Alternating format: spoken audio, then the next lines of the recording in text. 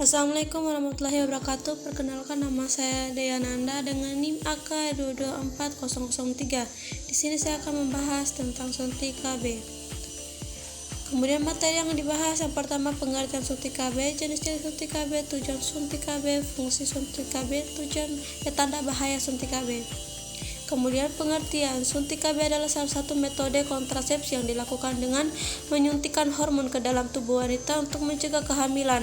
Hormon tersebut bekerja dengan cara menghambat pelepasan sel telur atau ovulasi, mengentalkan lendir serviks sehingga sperma sulit masuk ke rahim, dan menipiskan lapisan rahim sehingga sulit terjadi kehamilan. Kemudian jenis-jenis suntik KB. Suntik KB 1 bulan mengandung kombinasi hormon estrogen dan progestin, disuntik setiap satu bulan. Kelebihan, siklus haid cenderung lebih teratur, kesuburan biasanya kembali lebih cepat setelah dihentikan. Kekurangan, harus datang setiap bulan untuk suntikan, tidak cocok untuk sebagian orang yang tidak dianjurkan menggunakan estrogen, misalnya dengan kondisi medis tertentu. Kedua, suntik KB 3 bulan, disuntik setiap 12-13 minggu, mengandung hormon progestin. Kelebihan, sangat efektif, praktis, dan aman digunakan saat menyusui.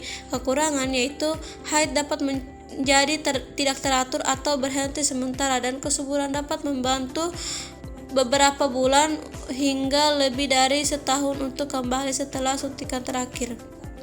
Tujuan suntik KB. Tujuan suntik KB adalah dengan menggunakan hormon untuk menghambat proses reproduksi secara lebih rinci. Suntik KB bekerja dengan cara pertama, mencegah kehamilan dengan menghambat pelepasan sel telur atau ovulasi. Kedua, mengentalkan lendir serviks agar sperma sulit masuk ke rahim dan membuahi sel telur. Ketiga, mengubah lapisan dalam rahim atau endometrium sehingga kurang mendukung terjadinya implementasi jika pembuahan terjadi.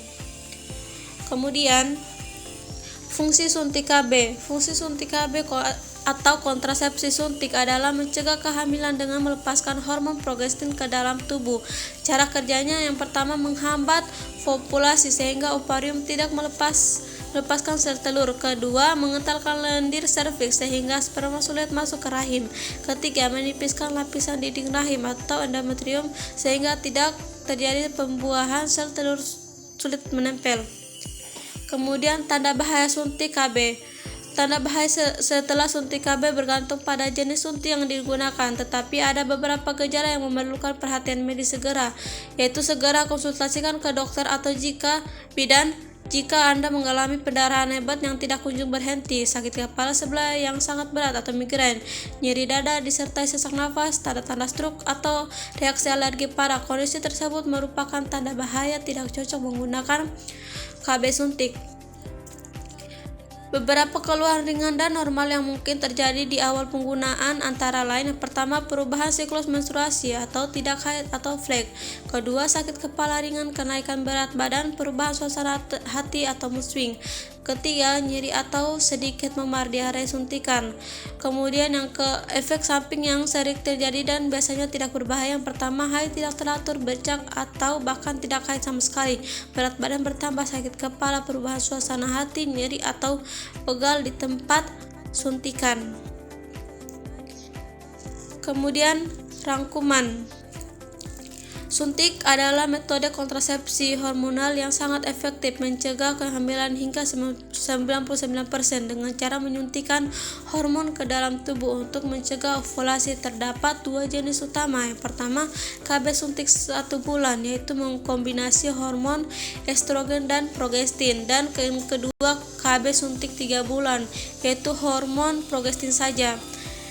Baiklah, itulah materi yang saya bahas. Saya akhiri dengan ucapan wabillahi taufiq wal hidayah. Wassalamualaikum warahmatullahi wabarakatuh.